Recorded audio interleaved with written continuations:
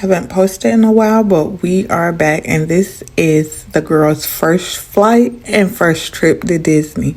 Everybody got their snacks, made it to the restroom, and then we boarded the plane.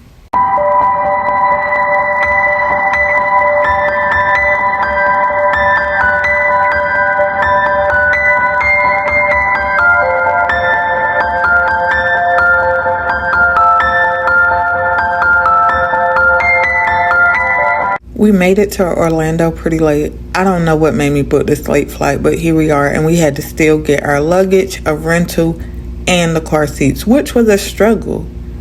They didn't have the car they told us that we would get, so we had to wait for them to find something else in the same size and price range and get the car seats loaded. We stayed in a character-themed Airbnb, which the girls love, but they fell asleep as soon as we got there, so they didn't eat dinner. And Olivia was hangry this morning. We went to First Watch for breakfast, and then we made our way to Magic Kingdom.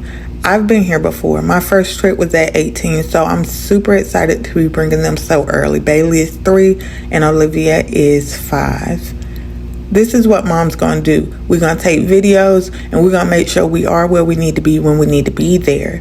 The performance at the castle started at 2 o'clock. We got there at like 1:40. We got to the park around 1:30. So just enough time to get it to the show and then make it front and center for the parade. You got to know what time things are if you want to be front and center to see these things.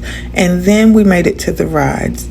I'm not a roller coaster girly, but my kids are. So here I am on roller coasters. I thought this was over when I became an adult, because I used to ride them just out of peer pressure from my cousins and hate it. Here I am again, riding roller coasters as a parent. There were some rides Bailey wasn't tall enough to ride, and even though Olivia wanted to ride them, she wouldn't ride them without her little sister. We didn't bring Wes on this trip. This trip was more so for the girls to get one-on-one time with mommy and daddy. Being medical parents, we do a lot of therapies, a lot of doctor appointments, and a lot of things revolving around Wes's health. So this was like a respite trip just for us to get away from caregiving and give some one-on-one time with the girls. It got a little chilly, so we made sure to pack leggings to throw over their biker shorts.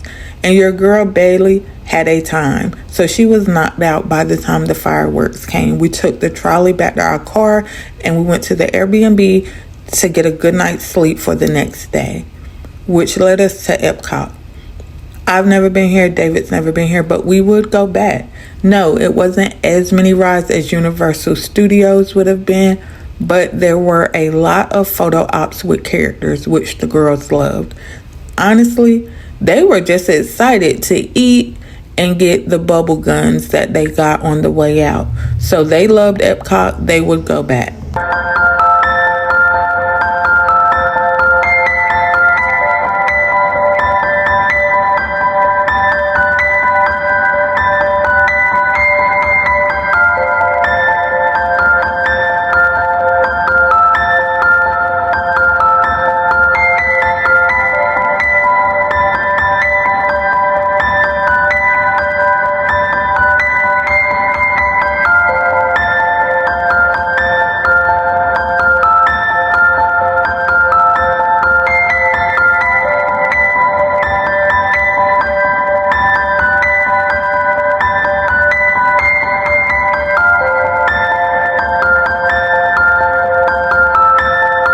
The third day in Orlando, we went to Legoland. This was a surprise. The girls had no idea we were going here. We checked out of the Airbnb and we stayed in one of the Legoland resorts. Peppa Pig theme park is where we went first. It's small, not that many rides, but they did have character ops, so the girls did enjoy that. We walked over to Legoland, so you can walk between the two. In my opinion, you could do both parks in one day. A lot of the rides, Bailey was not tall enough, so we did ride what we could. We played in the little play area where they had a bunch of Legos to play with, and we ate and ate and ate. My kids are snackers. We went to the Lego store, bought some Legos to take back to the room, and then we prepared for our flight in the morning. Again, we enjoyed ourselves.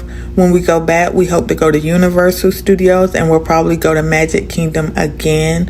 I don't know if we'll return to Peppa Pig World, but we definitely will come back to Lego World when the girls get older.